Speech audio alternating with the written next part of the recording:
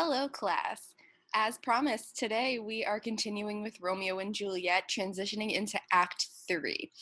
My thoughts on this is because obviously you don't want to teach a whole entire story in the span of a couple days, I'd like to focus on each act for a couple days. We'll learn about it, we'll do activities on it, we'll answer questions about it, and then we'll transition to the next act. So what I'm thinking today to make all of our lives easier is we'll only do half of Act 3 today.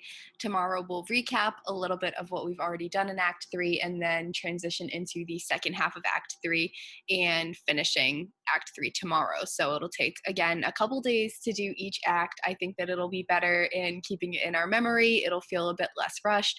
We can go into things in more detail, and hopefully it makes things a little bit more comprehensible for all of you.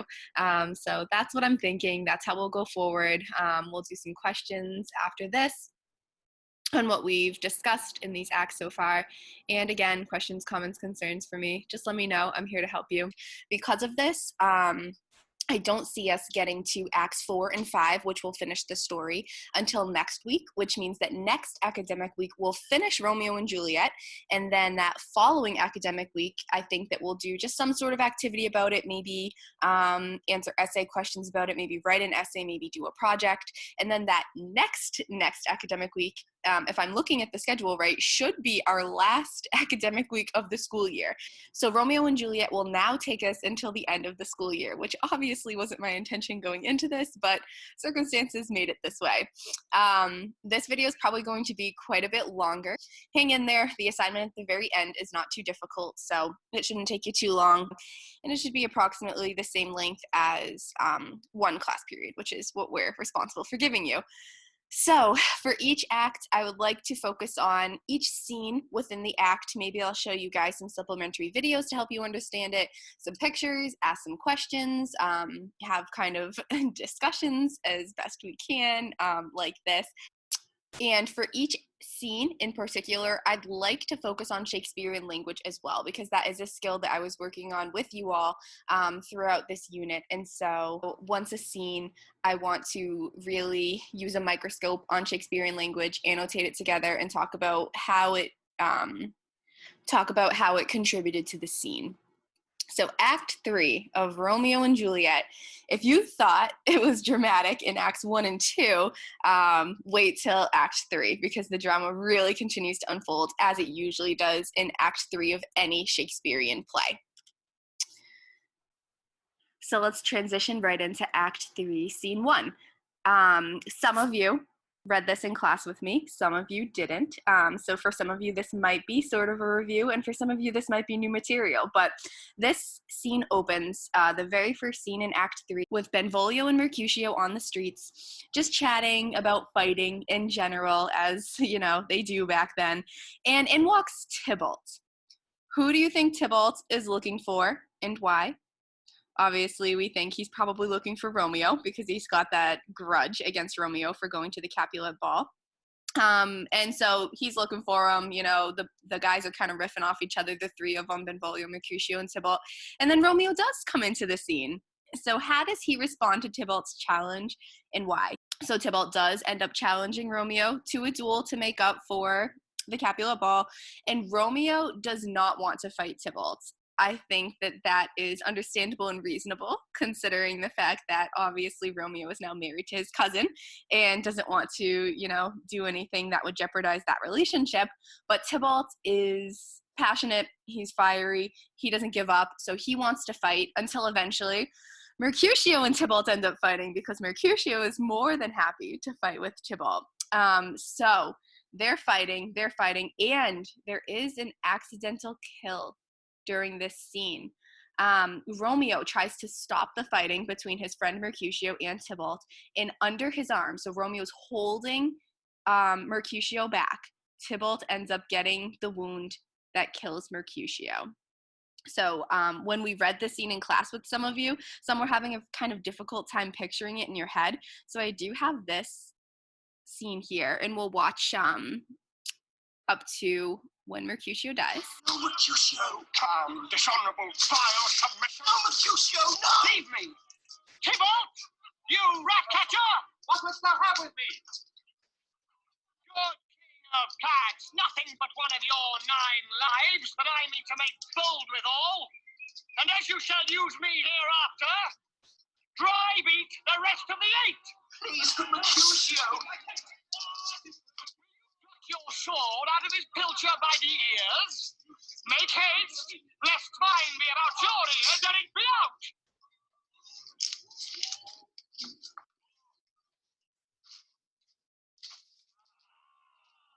For you, sir. Gentle Mercutio, put thy rapier up.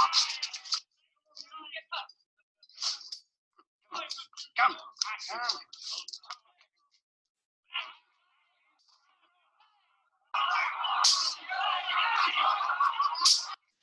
On their weapons, gentlemen, for shame, forbear this outrage. The prince expressly has forbid this binding in Verona streets.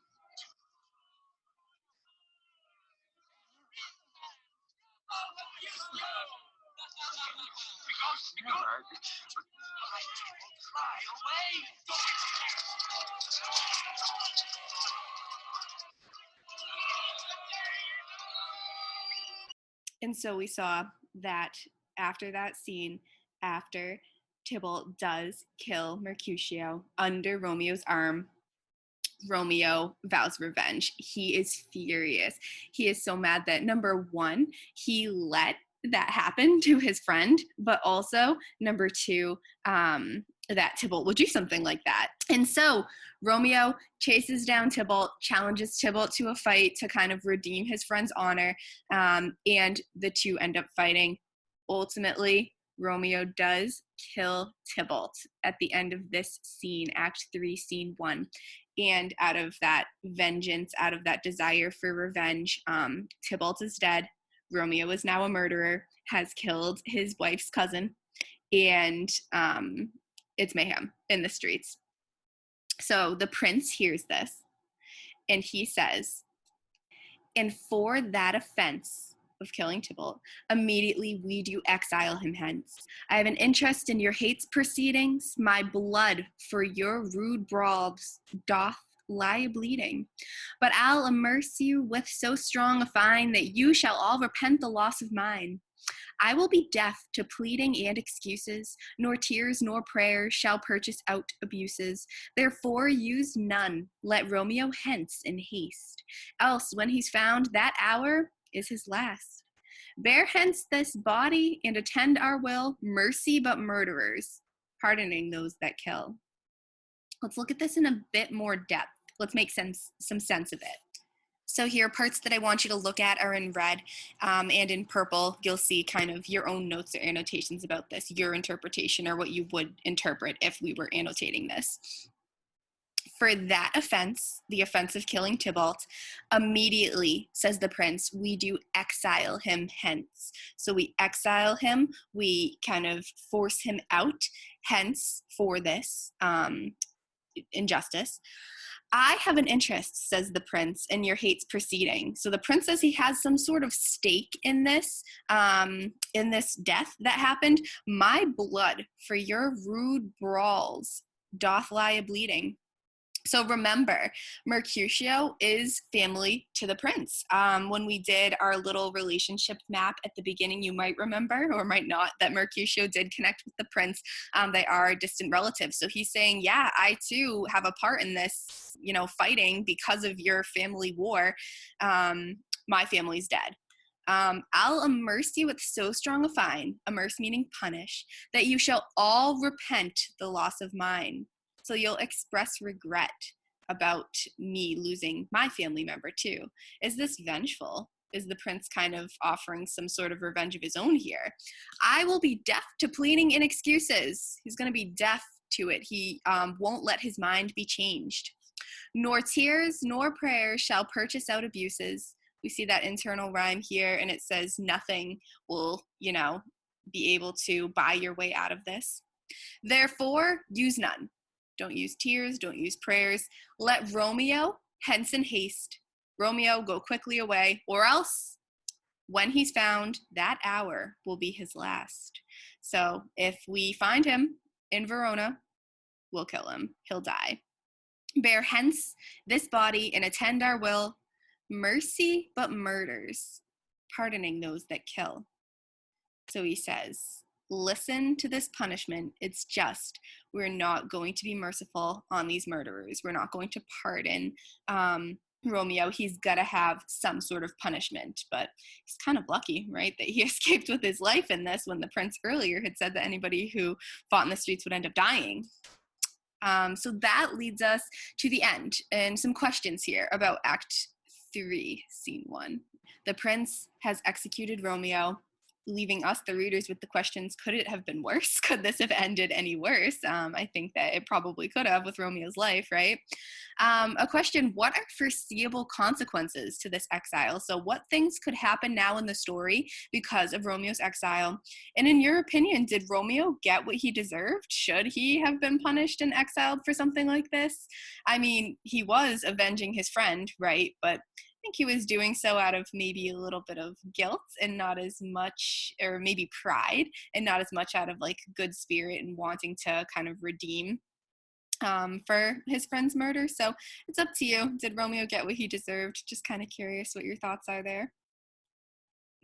So that means the curtain closes on Act 3, Scene 1 and opens to Act 3, Scene 2. This scene is a lot shorter than Scene 1. Scenes 1 and 5 are the longest of this act. The nurse informs Juliet of what has happened on the streets in this scene. So Juliet's just innocently in her room, having no idea that this has gone on at all in the streets. The nurse comes in and she says, Juliet, something horrible has happened. And the nurse makes it seem like Romeo's dead to Juliet. So she keeps giving really cryptic statements, not explaining herself fully. And this miscommunication should sound kind of similar or familiar to that scene where Juliet's like, what did Romeo say about marrying me, right? And the nurse is like, oh, like, I'm so tired. You're going to make me tell you? And she's like, yes, like, you just came back after taking so long. You're so old, right? Kept offending her. And so is this just the nurse's personality, or is she a bad communicator? I think that we are kind of left with some of these questions too. But the nurse tells Juliet what has happened. And Juliet is kind of trying to take Romeo's side. She's trying to make light of it, make it seem like it wasn't as bad as perhaps it was. So we get this scene here. The nurse says, "Will you speak well of him who killed your cousin?" Meaning Romeo. And Juliet says, "Shall I speak ill of him that is my husband? Ah, poor my lord, what tongue shall soothe thy name when I, thy 3 hours wife, have mangled it? But wherefore, villain, didst thou kill my cousin? That villain cousin would have killed my husband. My husband lives that Tybalt would have slain, and Tybalt's death that would have slain my husband. All this is comfort. Wherefore weep I then? Romeo was banished. To speak that word is father, mother, Tybalt, Romeo, Juliet, all slain, all dead. Romeo was banished. There is no end, no limit, measure bound to that word's death. No words can that woe sound. Super dramatic. Let's kind of break down and see what Juliet means when she says all of this. So the nurse says, "Will you speak well of him who killed your husband? Are you going to say good things about your cousin's killer, Romeo?" And Juliet says, "Well, will I speak ill or poorly of he who is my husband? I'm married to him, so I can't speak bad of him, but kind of a weird thing to say there. Is there never any fault in your spouse?" Ah, poor my lord, she's talking to Romeo. What tongue shall smooth thy name? So will anyone speak good of you? Will anyone redeem your reputation when even I, only being your wife for 3 hours, have mangled it? So if even I'm talking bad about you, is there anybody out there who feels good about you? But wherefore? So why or what reason, villain, did you kill my husband? Why, Romeo, did you kill my cousin? It says. But wherefore, meaning why or for what reason, villain, didst thou kill my cousin? So why, Romeo, did you kill Tybalt? What, that villain cousin would have killed my husband. So she's thinking it had to have been in self-defense. Tybalt would have killed my husband if Romeo didn't kill him first. My husband lives that Tybalt would have slain, and Tybalt's dead that would have slain my husband. So for her, it's a matter of justice and self-preservation, right? So obviously, Romeo had to kill Tybalt, or Tybalt would have killed Romeo. However, did Romeo instigate that fight with Tybalt? Not the original one, but after Mercutio died, absolutely. All this is comfort. Wherefore weep I then? So she says, why should I be upset, right? This is a comfort to me to know that Romeo is still alive and it was just self-preservation. Romeo is banished, she says. To speak that word is father, mother, Tybalt, Romeo, Juliet, all slain, all dead. She compares Romeo being banished is a fate worse than her and all of her family dead. So she compares being banished to her father, mother, Tybalt, Romeo, and Juliet, all slain, all dead. A little dramatic, actually a lot dramatic. There is no end, no limit, no measure, bound, in that word's death. No words can that woe sound. Endless misery is ahead for her because of those words. Just hearing that Romeo is banished really gets Juliet very upset. And that brings us into some questions at the end of Act 3, Scene 2 that I have. Is Juliet rightfully conflicted over how she should feel? Is there a clear right answer to this? Should she take more of Tybalt's side? Should she take more of Romeo's? And yeah, if yes, whose side do you think she should take? Finally, is Juliet being overdramatic about this banishment? What other solutions might exist? Or is this honestly one of the worst things that could happen back then to Juliet, especially to a powerless woman in this society, and her husband is now being banished to another place, and it's a secret husband at that, so no one really can support her or help her with this. So I've gone through enough of Act 3 of Romeo and Juliet for me to feel comfortable. Tomorrow we're going to review scenes 3, 4, and 5. We just did scenes 1 and 2 today. We'll do 3, 4, and 5 tomorrow. But for today, we just have a couple questions that I want you all to answer. So typical format, click on the link to the Google form in the description of the video. Wednesday, April 29th assignment. Don't forget to put in your name so you get credit. First question, do you think Romeo should have felt as guilty or angry over Mercutio's death as he did? Why or why not? was Romeo responsible for it? So just as it's an opinion question, just fill in your opinion there. Did Romeo deserve to be exiled, killed, or none of those options? Why do you think so? So for killing Tybalt, should Romeo have gotten a more severe punishment or less severe because he was kind of acting retroactively from Mercutio's death? Number 3, do you think Romeo should have just been satisfied with his exile, or was he justified in being upset over it? Explain. So should Romeo just have been happy that he was simply exiled and not anything else, or was he justified in being upset? Do you agree? Yeah, it's reason enough to be as upset as he was. What could be some consequences to Romeo's exile? So what bad things or even good things could come of the fact that Romeo was banished? This one is from scene 2, these questions. Do you think that Juliet should feel conflicted in choosing between Romeo, her husband, and Tybalt, her cousin? Should it be an easy choice, or should it be any choice at all? Why or why not? Again, these are opinion questions. Do you think Juliet is being too dramatic over the exile? What other solutions might there be to the exile or even dealing with it? So why does she think this is the end of her world and a fate worse than death? Is that too dramatic? Explain. And finally, this question, it's optional. How are you doing this week? Just to check in. How are classes going? You can talk to me, tell me how you've been. Do you have any problems accessing my material? How can I better help you learn? Are some things a little shaky? Do you wish I did some things that would clarify the material? You can explain that to me, or you can totally skip it. No problem there. Just wondering how you're doing. Finally, I acknowledge that I will receive an extra copy of today's notes via email tomorrow. So you're going to get the whole Act 3 notes tomorrow because we didn't finish it today. I'm not sending it to you today. You'll get it tomorrow. If I have any questions, comments, concerns about today's material or any material for any of the days that we've had, you can reach out to me. You know that. And by checking this box, yes, you certify that. Don't forget to press submit on your Google form when you're finished. And that's that for today. So again, any questions, comments, concerns, let me know. That is Act 3, Scenes 1 and 2 of Romeo and Juliet. Tomorrow we'll finish the act with Scenes 3, 4, and 5. And hopefully it just keeps getting more interesting for you and we can finish the text within next academic week. So talk to you soon. Bye, guys.